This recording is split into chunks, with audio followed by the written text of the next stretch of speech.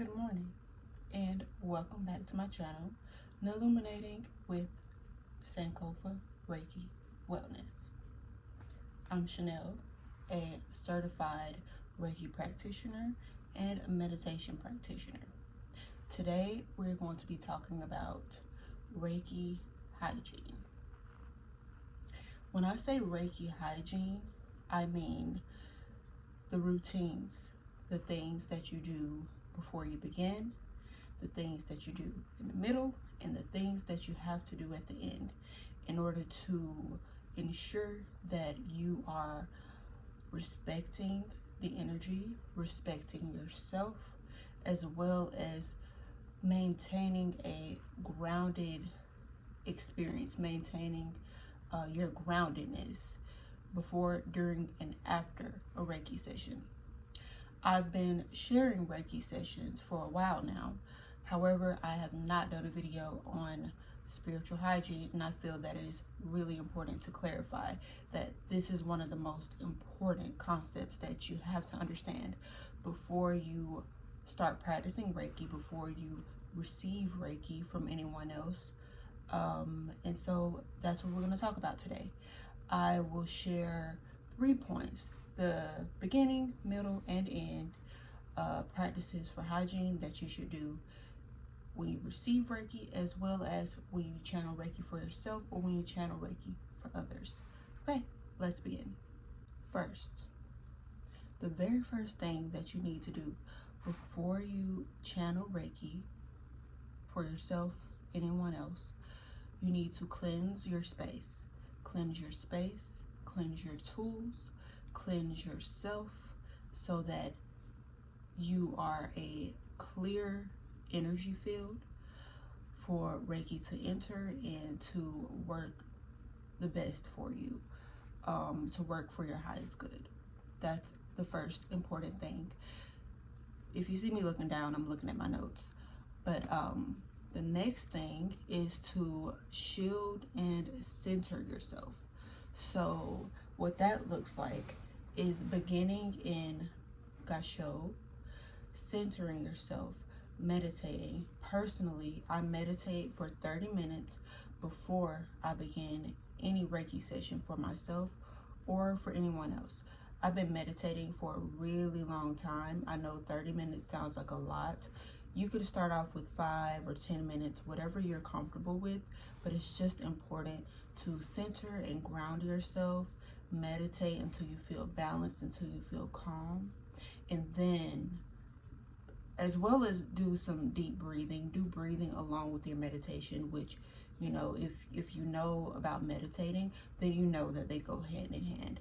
So ensure that you feel grounded, that you feel centered. Okay, and lastly, you want to cleanse your palms. Our palms are the channel through which Reiki travels. So you want to make sure that your palms are cleansed, that they are grounded as well, and are clear channel for the energy to travel through. You can think of them like portals, just for the Reiki energy to go through. So I am attuned to practice Reiki. You don't have to be attuned to practice Reiki on yourself. However, you do need to be attuned to practice Reiki on others. One way to cleanse your palms is to rub them together to activate the Reiki energy. That is after you have meditated and visualized the energy traveling through you to your hands. Rub them together to activate the energy. Another thing that you could do is run your hands under cool water and imagine that any stresses from the day, anything that might be clouding your energy, just washes away. That's 2 ways to cleanse your palms before you begin any Reiki session. After the Gasho, you bring your hands here to activate the energy to begin the session. I forgot to mention that in the end, and it is evading me right now what the name of that hand position is. I'm a new practitioner, hence the word practitioner. I'm practicing, so excuse me if I don't know every single thing. This is an ancient practice, so work with me here. But this hand position, this mudra, will activate the Reiki energy before you begin practicing Reiki, channeling Reiki for yourself or for another person. Okay, on to the ending, the things that you do at the end of a Reiki session. At the end of a Reiki session, you want to seal the energy and disconnect. So when I say seal, I mean that you should sweep your hands, still emanating Reiki energy, sweep your hands over the aura of yourself or your client or the person that you're channeling Reiki to. Sweep your hands over their aura a few times, whatever your intention, whatever your your spirit guides you to do, whatever your intuition guides you to do, not intention, excuse me. So yes, do the sweep. Imagine that you're surrounding yourself in a bubble of Reiki energy that has cleansed and balanced the person or yourself. And the next thing, most importantly, that you want to do at the end of a session is to disconnect. So in order to disconnect your energy from the other person's energy, you can wash your hands with cold water. That is one way to disconnect. Also, you can set an intention and say, this energy is now closed for all purposes that it has served. I declare and decree that this energy, this channel is closed. That's another way to do it. But I do recommend that you wash your hands with cold water. That is a standard for every Reiki practitioner. Okay, and another way that you can disconnect your energy is to rub your palms together. You can clap to disconnect the energy, separate it. You can cut the cord per se. Visualize you cutting the cord of the energy that you have emitted to the other person. You can cut the cord and visualize that, and also say that, again, this cord is cut, this energy channel is closed. Personally, I have a grounding mat. So I can't always get outside, so I have a grounding mat that will ground me and ground my energy at the end of any session. You can also meditate and imagine your chakras connecting down to your root chakra connecting with the earth. Imagine roots expanding and growing out like a tree would, expanding and growing out into the ground. Ground yourself all the way to the center of the planet, and that will help you to ground your energy back. So those are the ways that I ground myself, that I cleanse my energy and cut the cord after a Reiki session. That is really important.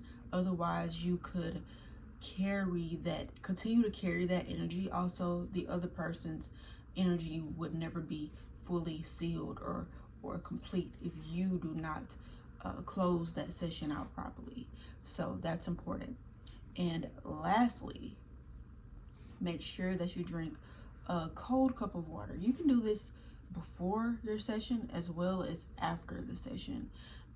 Cold water just, one, rehydrates our body. Our body really needs water.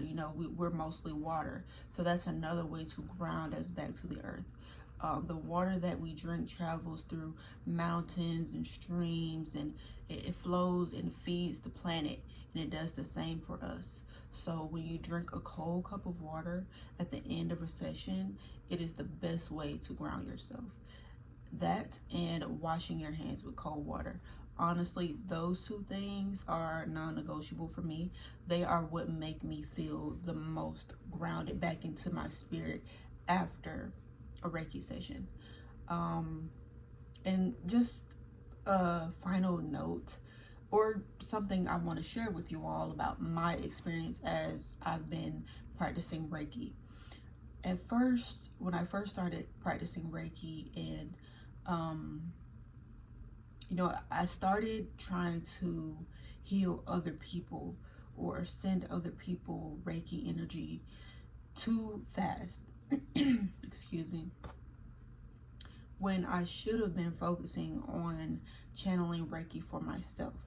So I was a novice, I didn't know too much. I just wanted to practice. So I was practicing on other people, and then I would find myself carrying that energy from that I got from the person as I was channeling Reiki for them. Not to say that you can, that someone's energy will come in and take over your spirit, but energy transfers, as we know. If someone around you is having a bad day, they have bad energy, negative energy going on with them, and they say something to you, that's not right, they've transferred that negative energy to you. And one thing about Reiki is it always goes where it's needed. So positive energy will flow to negative energy. That's why if someone is holding negative energy and they come into your aura, your sphere, then your positive energy will be drawn out to go and fill that person. So we all travel with a sense, with a vibration of energy already. If you're a naturally positive person, then anytime a negative person comes around you, your energy could be drained. So it's important to be self-aware. But what was I saying before? Oh, at first I was practicing, and I realized that I wasn't completely grounding myself after the sessions. And of course I promptly changed that, because I found myself ruminating in the feelings that the other person had, that I intuitively picked up from the other person during the section. And so yeah, that was, not my best move, not the smartest thing for me to do, when I had already learned, that I was supposed to ground myself afterwards.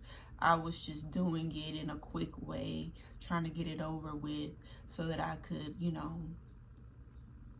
how you get excited about something and you just want to get into it. That was me in the beginning. But now I understand that these steps are important: the beginning, the middle, and the end. Reiki hygiene is really important. Spiritual hygiene is important. And